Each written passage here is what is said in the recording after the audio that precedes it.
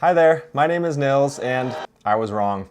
I did a video not so long ago comparing the Wyze Video Doorbell, which is a brand new product, to the Ring wired doorbell, and I listed as one of the main pet peeve or the main issue that I experienced with the Wyze Video Doorbell was that it was inconsistent and basically just unreliable. And I did allude to the fact that possibly that was because of a power issue, a power supply issue, and as it turns out, that's exactly what the issue was. So I'm making this video just to let you know that if you are considering a Wyze Video Doorbell, you kind of have to exclude that last item and what I would have considered the most important item on that list from my prior video. Now I'll put a link to that video in the description below. I listed several pros and several cons and then also compared the two types of doorbells one against the other. In the end, when it comes down to it, you need something that's going to be fully reliable, that's going to work every time, and that you're never going to have to worry about or think much about.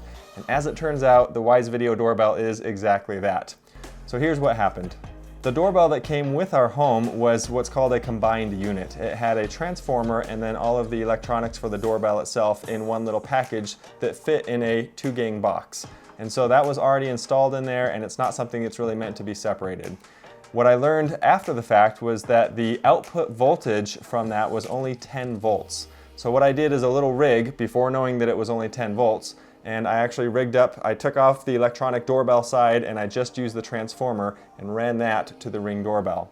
I had also purchased a separate transformer so that I wouldn't have to do that, but the transformer that I purchased at the local hardware store did not work. Like, it just didn't output anything at all. It was faulty, and I thought, I'm just gonna try to figure this out myself. So I did that, and then I did the whole review based on that, not knowing that only 10 volts of power were going to the Wyze Video Doorbell. If you read the instructions or the specifications, you'll know that it requires at least 16 volts and up to 24 volts. So I went online and purchased a 24 volt transformer, different than the one I purchased at the hardware store, and that one did the trick. I used my multimeter to verify, and in fact it was a little bit over 24, measuring closer to 27, but it seems to be working just fine, and it can handle that range okay.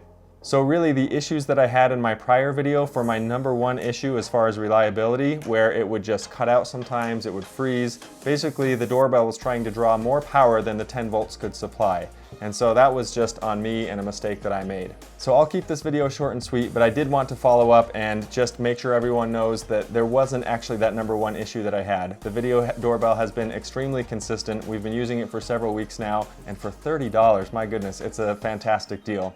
So all of the other things still apply. If you haven't seen that other video, go ahead and check that out. I'll put the link to that right here, but just wanted to follow up on that to make sure everybody knows exactly why it was having the issue that it was having. I'm Nils with Learn to DIY. Thanks for watching, and we'll see you next time.